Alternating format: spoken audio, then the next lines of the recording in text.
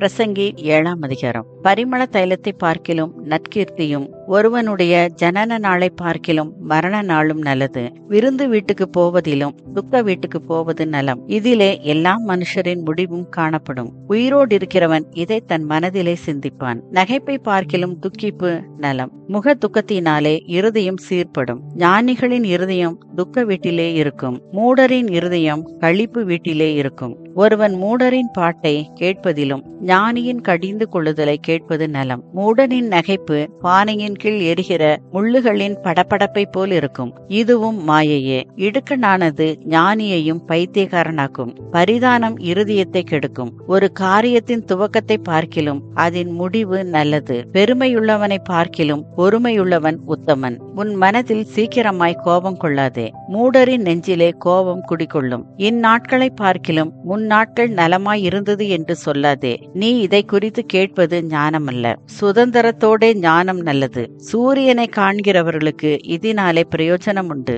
ஞானம் கேடகம், திரவியமும் கேடகம். ஞானம் தன்னை உடையவர்களுக்கு ஜீவனை தரும், இதுவே அறிவின் மேன்மை. தேவனுடைய செயலை கவனித்து பார், அவர் கோணலாக்கினதை நேர்மையாக்கத்தக்கவன் யார்? வாழ்வு காலத்தில் நன்மையை அனுபவித்திரு, தாழ்வு காலத்தில் சிந்தனை செய். மனுஷன் தனக்கு பின் வருவதொன்றையும் கண்டுபிடியாதபடிக்கு தேவன் இவ்விரண்டையும் ஒன்றுக்கொன்று எதிரிடையாக வைத்திருக்கிறார். இவை எல்லாவற்றையும் என் மாயையின் நாட்களில் கண்டேன். தன் நீதியிலே கெட்டுப்போகிற நீதிமானும் உண்டு, தன் பாவத்திலே நீடித்திருக்கிற பாவியும் உண்டு. மிஞ்சின நீதிமானாயிராதே, உன்னை அதிக ஞானியும் ஆக்காதே. உன்னை நீ ஏன் கெடுத்து கொள்ள வேண்டும்? மிஞ்சின துஷ்டனாயிராதே, அதிக பேதையுமாயிராதே.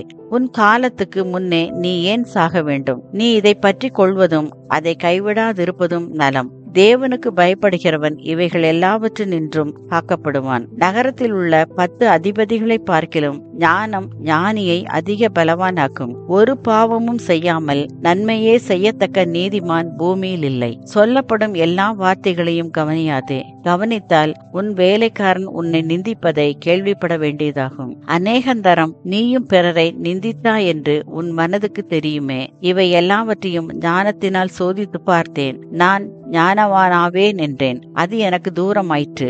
தூரமும் மகா ஆழமுமாய் இருக்கிறதை கண்டடைகிறவன் யார்? ஞானத்தையும் காரண காரியத்தையும் விசாரித்து ஆராய்ந்து அறியவும், மதிகேட்டின் ஆகாமியத்தையும் புத்தி மயக்கத்தின் பைத்தியத்தையும் அறியவும் என் மனதை செலுத்தினேன். கன்னிகளும் விலைகளுமாகிய நெஞ்சமும் கயிறுகளுமாகிய கைகளும் உடைய ஸ்திரியானவள் சாவிலும் அதிக கசப்புள்ளவள் என்று கண்டேன். தேவனுக்கு முன்பாக சற்குணனாயிருக்கிறவன் அவளுக்கு தப்புவான், பாவியோ அவளால் பிடிபடுவான். காரியத்தை அறியும்படிக்கு ஒவ்வொன்றாய் விசாரணை பண்ணி இதோ இதை கண்டுபிடித்தேன் என்று பிரசங்கி சொல்லுகிறான். என் மனம் இன்னும் ஒன்றை தேடுகிறது, அதை நான் கண்டுபிடிக்கவில்லை.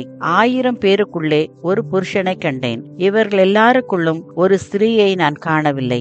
இதோ தேவன் மனுஷனை செம்மையானவனாக உண்டாக்கினார், அவர்களோ அநேக உபாய தந்திரங்களை தேடிக்கொண்டார்கள். இதை மாத்திரம் கண்டேன் என்பதே.